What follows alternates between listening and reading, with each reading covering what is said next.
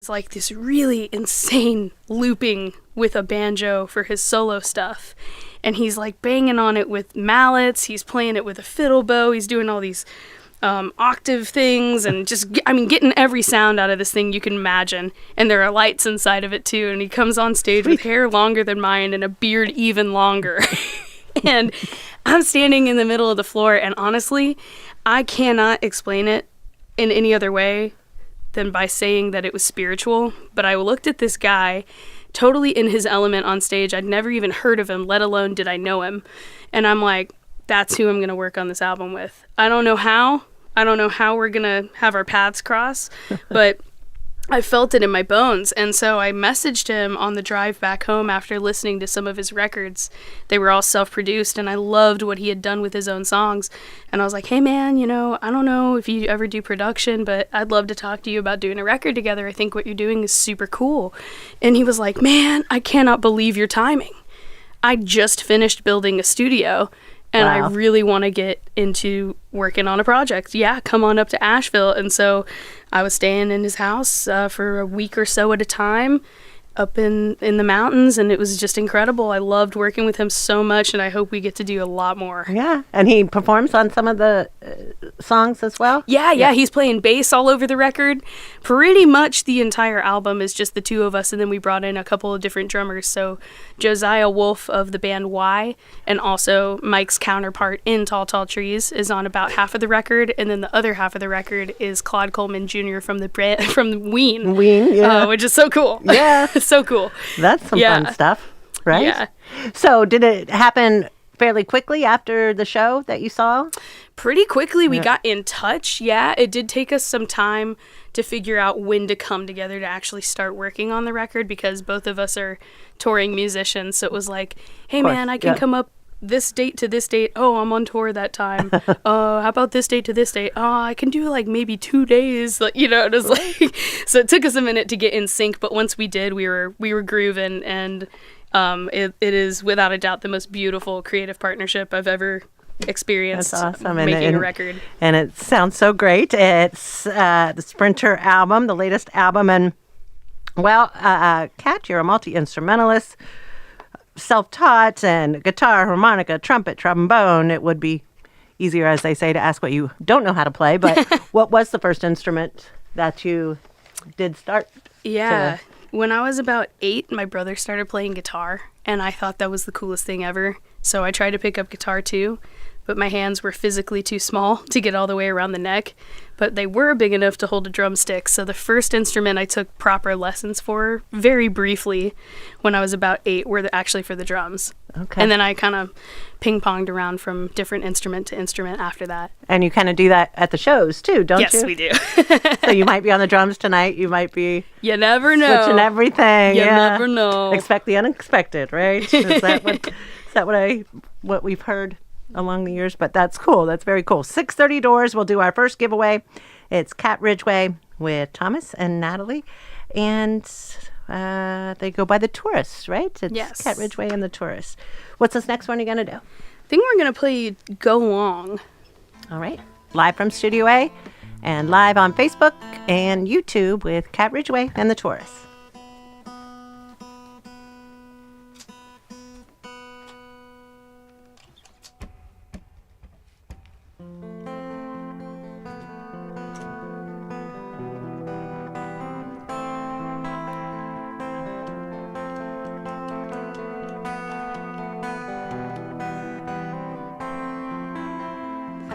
Everybody says, but the distance, I think we should try. Everybody wants the same thing, but why is love so hard to come by? 'Cause I want you here, a 7-hour and 4-minute drive. You want me there, that's fair, 450 miles wide. So go love,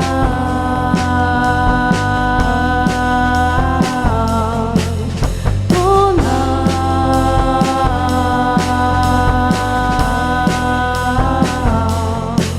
yeah.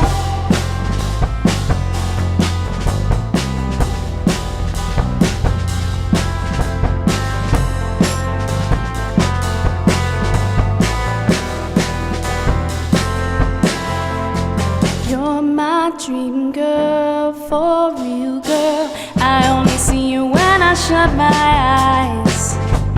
It feels so real, girl, dream team, girl. I'll fold the map and put us side by side.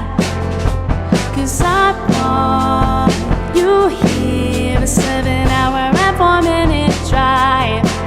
You want me there, that's there, 450 miles wide. So go long,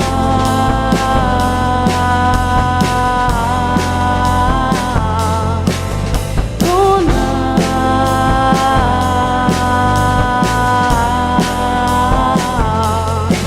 yeah.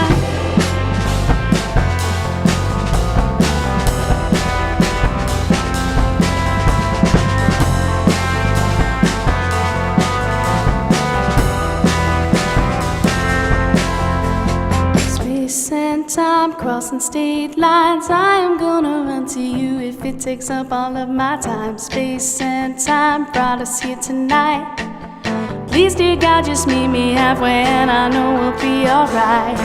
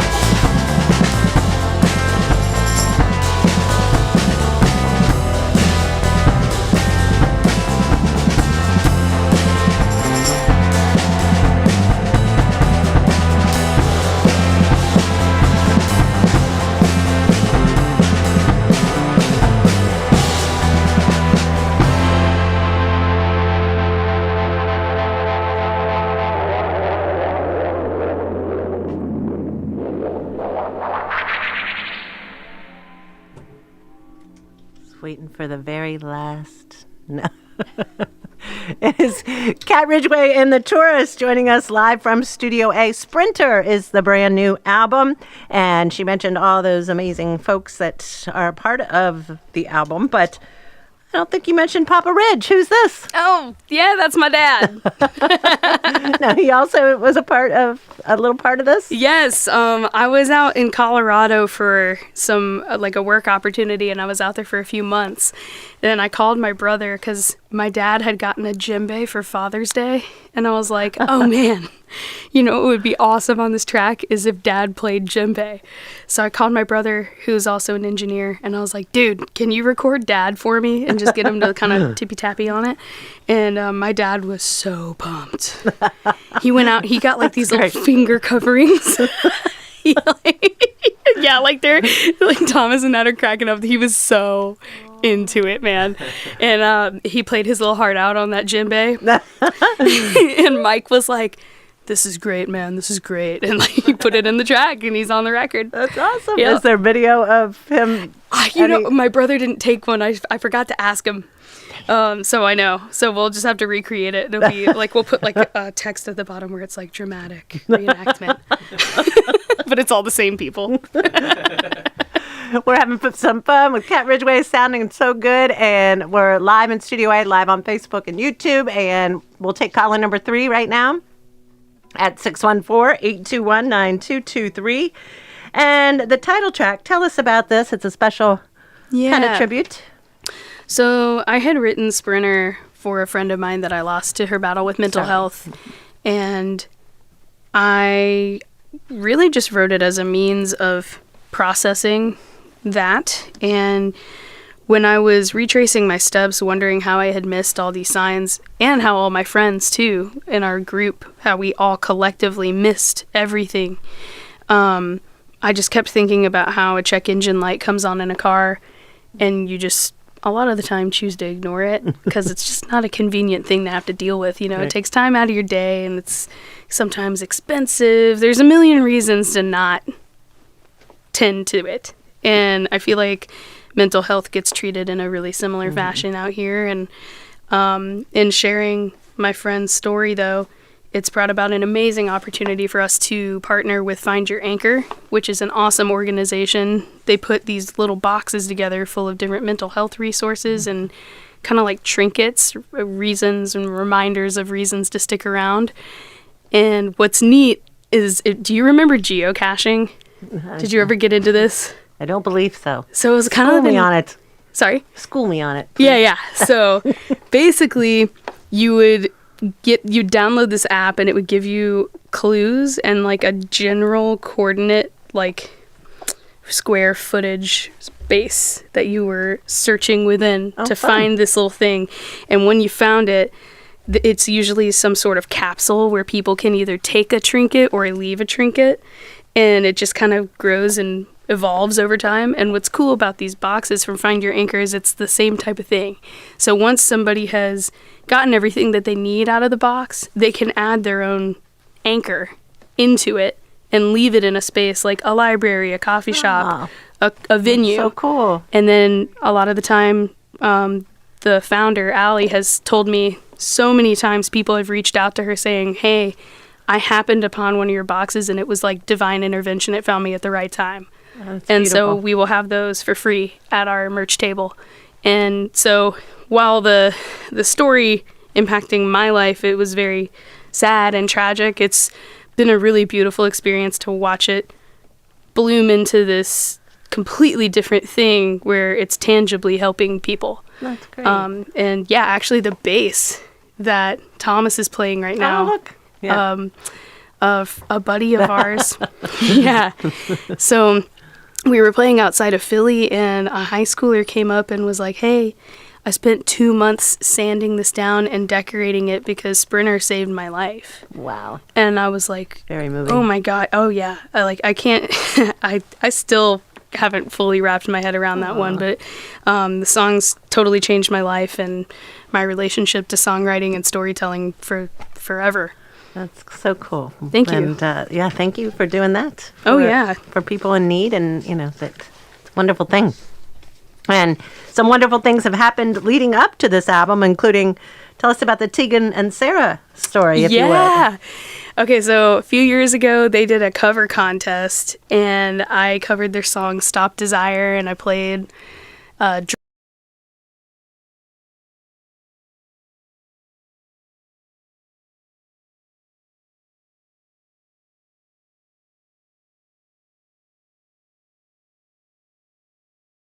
because they're one of my favorite bands of all time.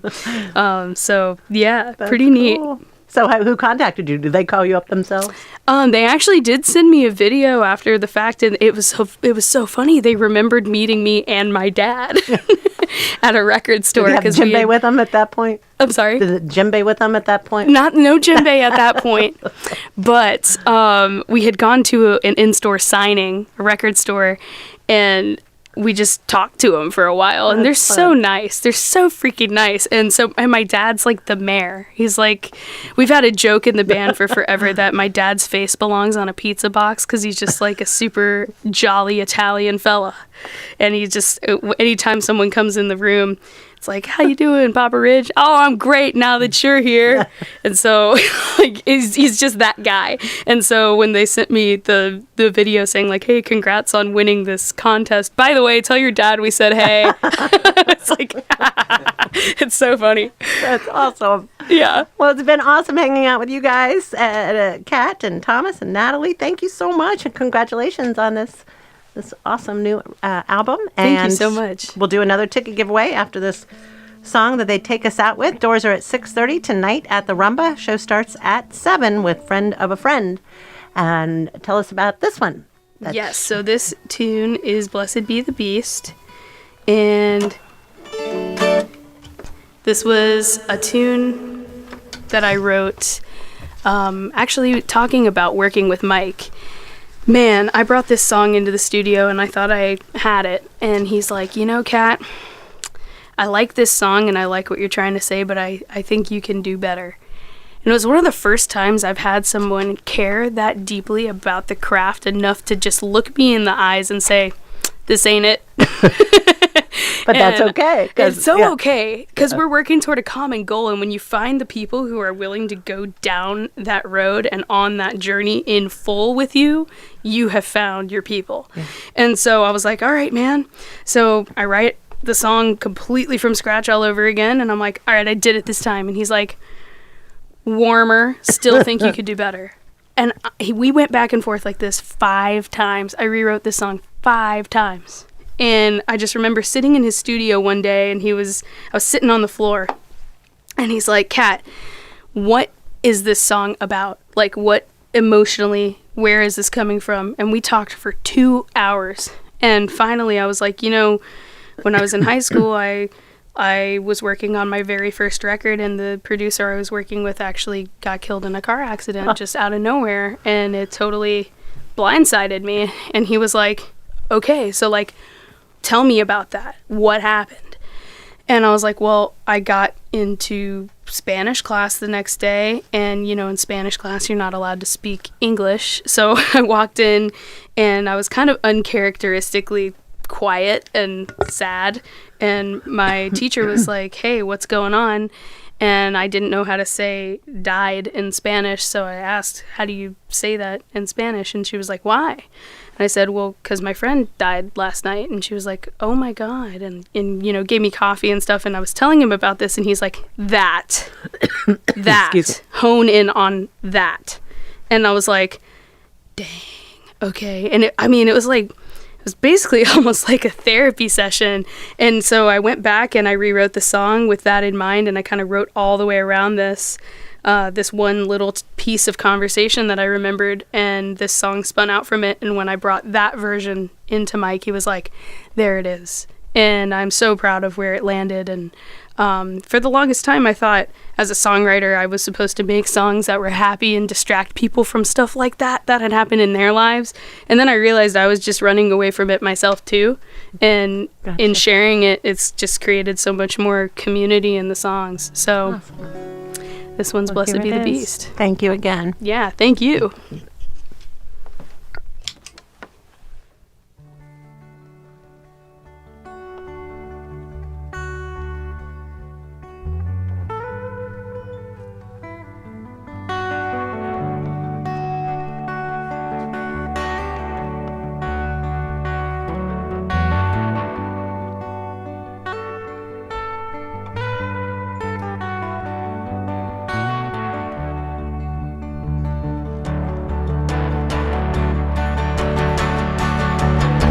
In a state for the first time, barely going 45. Knuckles white at 10 and 2, paralyzed when I think of you.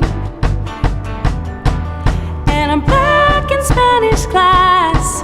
Miss Gavilanes, how do you say die? She asked me why. I stared with hollow eyes, 'cause my friend died last night. Now I am terrified of learning how to drive. She said, hurry up your love, hurry up your love. I know you're scared to let it grow, 'cause if there's more you will let go. Hurry up your love. Hurry up your love. You're not fooling me. Facing forward, the rear view is all you see. Hurry your love.